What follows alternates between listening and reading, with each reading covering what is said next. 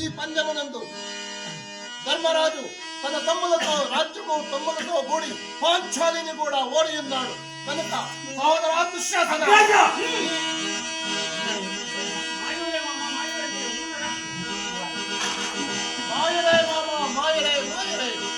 చరిత్ర మరువదు నీ చతురత మాట చెల్లించిన నీకే దక్కును ఎనలేని ఘనత మా ఎద సదా పెదలను మామ అనే కృతజ్ఞత మాయురే మాయురే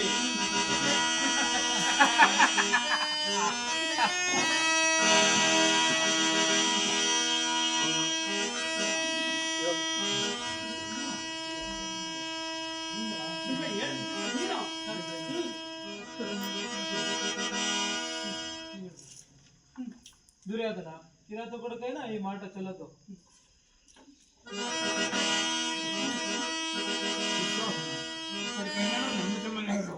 ఈ కాదము మానము నాయన.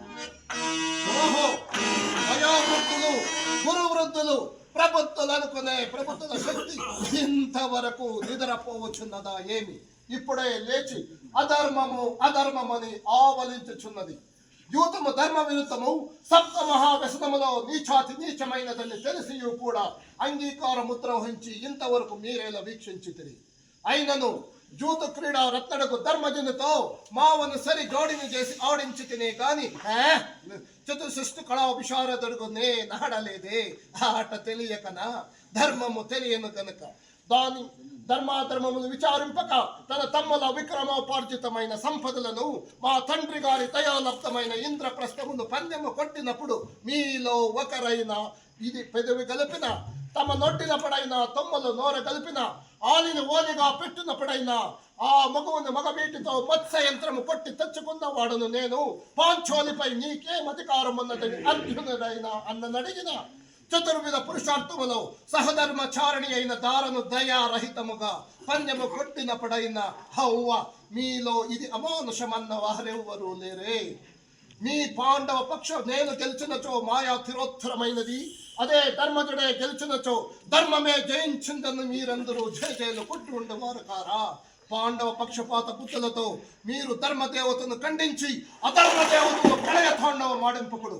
మామ తాత ఆనాడు స్వయంవర సమయమున నా పూర్వమిత్రి కర్ణుని సూతకుల ప్రసూతడవని వదరి వర బహిష్కారము చేసిన ఆ ద్రుపదునికి బుద్ధి చెప్పుటకే ఈ ప్రయత్నము.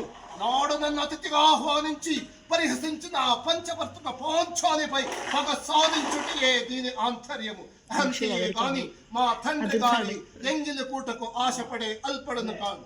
అందున జూదమునందు విత్తముపై జిత్తము ఎదజల్లే అదముడును కాను. నా హృదయాజ్ఞ ప్రతీకార రూపమే ఈ యూతము తాత. ఆ ప్రతీకార జ్వాలలై ద్రౌపదిని ఆవరించినవి. మీరు ధర్మ కర్మములతో మీరు సహధర్మము జీవనము సహించే మీరు ఈ మహాసభలో మాట్లాడటకు అనర్హులు. మీరు నోరు మురుకుని కూర్చోండి.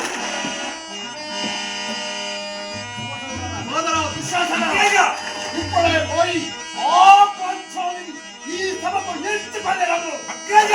నేను ద్రౌపది కాదు, శ్రీపతి రావాల్సిందే.